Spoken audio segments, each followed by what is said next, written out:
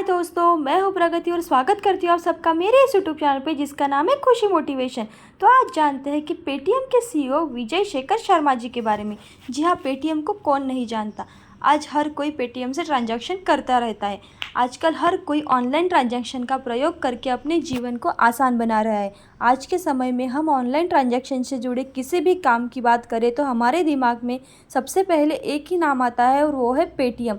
Paytm ने लोगों के बीच एक ऐसी पकड़ बना रखी है कि कुछ लोग तो कहते ही बाज़ारों में कहते हैं कि तेरे अकाउंट में पैसे नहीं कि सीधे सीधे मैं तुझे पेटीएम कर देता हूँ। उनके लिए ऑनलाइन ट्रांजैक्शन का मतलब ही पेटीएम है, जबकि पेटीएम तो बस एक बाकी ऐप्स की तरह ऑनलाइन ट्रांजैक्शन का एक ज़रिया है। आप भी रोज़ाना किसी न किसी को पेमेंट करने के लिए पेटीएम का इस्तेमाल ज़रूर करते होंगे, लेकिन क्या आपको पता है कि इसका संस्थापक कौन है, किसने पेटीएम को बनाया है, किसने हमें यह सुविधा दी कि हम अपने रोज़मर्रा के पेमेंट्स बिना बैंक के चक्कर काटे घर बैठे भी आसानी से कर सकते हैं।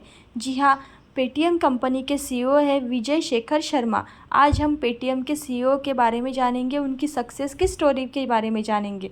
तो सबसे पहले जानते हैं उनकी सफलता। उनकी सफलता कोई कहानी नहीं है, ये उनको कोई विरासत में मिली नहीं दौलत। उनकी सारी कमाई और पेटीएम की सफलता एक कड़ी मेहनत है। विजय शेखर शर्मा ने अपने दम पर 50,000 करोड़ की कंपनी खड़ी कर दी है। उनकी ज़िंदगी में एक समय ऐसा भी था जब उनके पास खाने के लिए कुछ रुपए भी नहीं थे। ये सारी कामयाबी सिर्फ़ और सिर्फ उनके संघर्ष की कहानी है, क्योंकि सफलता का कोई शॉर्टकट नहीं होता। और आज हम इसी टॉपिक पे बात करेंगे। जो लड़का कभी कभी खाने के लिए भी तरसता था, आज वह करोड़ों की कंपनी का मालिक बन गया है। तो जानते हैं विजय शेखर शर्मा जी के जीवन के बारे में। उनका जन्म 8 जुलाई 1973 को विजयगढ़ जिला अलीगढ़ मध्य उत्तर प्रदेश में हुआ। वह बहुत ही सामान्य परिवार में से थे। उनके पिता सुलोम प्रकाश एक बहुत ही ईमानदार स्कूल टीचर थे, जो ट्यूशन पढ़ाने को भी अपने उसूलों के खिलाफ मानते थे। उनकी माता आशा शर्मा एक हाउसवाइफ थी। जानते हैं उन्होंने कितनी शिक्षा ली। विजय शेखर शर्मा जी के एजुकेशन के बारे में। उनकी शुरुआती पढ़ाई हिंदी मीडियम स्कूल में हुई। विजय पढ़ाई में बहुत ही होशियार थे। उन्होंने सिर्फ 14 साल की उम्र में ही 12th की एग्ज़ाम पास की। आगे पढ़ाई के लिए उन्हें अलीगढ़ से बाहर जाना पड़ा और उन्होंने दिल्ली कॉलेज ऑफ इंजीनियरिंग में एडमिशन ले लिया। दिल्ली कॉलेज ऑफ इंजीनियरिंग में बीटेक की डिग्री प्राप्त कर ली।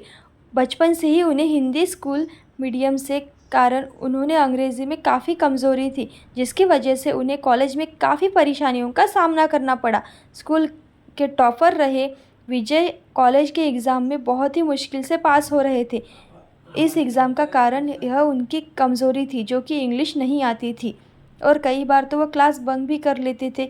कई बार उनके मन में आया कि वह सब कुछ छोड़कर घर लौट जाए, लेकिन फिर भी उन्होंने हिम्मत नहीं हारी और अपनी परेशानियों से भागने की वजह उनका सामना करने का निर्णय लिया। के बाद वह बाजार से पुरानी किताबें और मैगजीन लाकर दोस्तों की मदद से अंग्रेज़ी सीखने लगे। इसके लिए उन्होंने एक अनोखा तरीका भी निकाला। विजय एक ही किताब को अंग्रेज़ी और हिंदी दोनों में खरीद लेते थे और दोनों का एक साथ पढ़ते थे, जिससे उनको इंग्लिश जल्दी समझ में आ गई। आखिरकार दोस्तों और किताबों की मदद से उन्होंने फर्राटा इंग्लिश बोलना सीख ही लिया। पेटीएम के सीईओ की कहानी। इंजीनियरिंग क्लासेस नहीं लेने के कारण उनके पास बहुत समय रहता था और दिमाग में बस बिजनेस का आइडिया आता था। शेखर शर्मा अपना आदर्श हॉटमेट के संस्थापक सबीर भाटिया और याहू के संस्थापक जेरी यांग व डेविन फेलो को मानते हैं। उन्होंने किताबों की मदद से कोडिंग सीखी और खुद का एक कंटेंट मैनेजमेंट सिस्टम तैयार किया, जिसे एक इंडियन एक्सप्रेस सहित कई बड़े अखबार प्रयोग करने लगे। कॉलेज की पढ़ाई के दौरान उन्होंने indiasite.net नाम की एक वेबसाइट बनाई और बाद में एक अमेरिकी कंपनी ने उसे लाखों रुपए देकर खरीद लिया। पढ़ाई पूरी होने के बाद उन्होंने कुछ महीने नौकरी की, लेकिन नौकरी में उनका मन नहीं लग रहा था और उन्होंने नौकरी छोड़ दी। नौकरी छोड़ने के बाद उन्होंने एक नई कंपनी की शुरुआत की, लेकिन कॉमर्स का ज़्यादा नॉलेज नहीं था और उस वजह से उनको बहुत ही जल्द कंपनी की हालत ख़राब हो गई, जिसकी वजह से विजय के पास खाने के भी पैसे नहीं थे। यही वो समय था जब वो पेट भरने के लिए दोस्तों के यहाँ जाने का बहाना ढूंढते थे। पैसों की कमी होने के बावजूद भी उन्होंने कभी हिम्मत नहीं हारी और फिर उन्होंने अपने दोस्तों के साथ मिलकर 197 कम्युनिकेशन नाम की कंपनी शुरू की। यह कंपनी मोबाइल यूज़र्स को ऑनलाइन कंटेंट जैसे news, ringtone, crickets course, SMS जैसी सेवाएं देती थी। उस समय स्मार्टफोन बहुत ही ज़्यादा तेज़ी से पॉपुलर हो रहे थे, जिसका फ़ायदा विजय शेखर शर्मा ने उठाया। उन्होंने सोचा क्यों ना कैशलेस ट्रांजैक्शन की शुरुआत की जाए, जिससे छोटे छोटे भुगतान मोबाइल से ही की जा सके। इसका आइडिया उनके दिमाग में आया और उन्होंने साल 2010 में पेटीएम की शुरुआत की। पेटीएम का लॉन्ग फॉर्म क्या है? पेटीएम का लॉन्ग फॉर्म है पे थ्रू मनी। और पेटीएम क्या है? पेटीएम एक इंडियन डिजिटल पेमेंट और ई कॉमर्स प्लेटफॉर्म है। शुरुआत में उन्होंने पेटीएम के ऑनलाइन रिचार्ज की सुविधा दी। जैसे जैसे पेटीएम का बिजनेस बढ़ने लगा, विजय शेखर शर्मा ने उसमें online payment, bill recharge, wallet, money transfer और ऑनलाइन शॉपिंग जैसे फीचर्स भी डाल दिए। भारत में जब नोटबंदी हुई तब पेटीएम पर बहुत असर हुआ।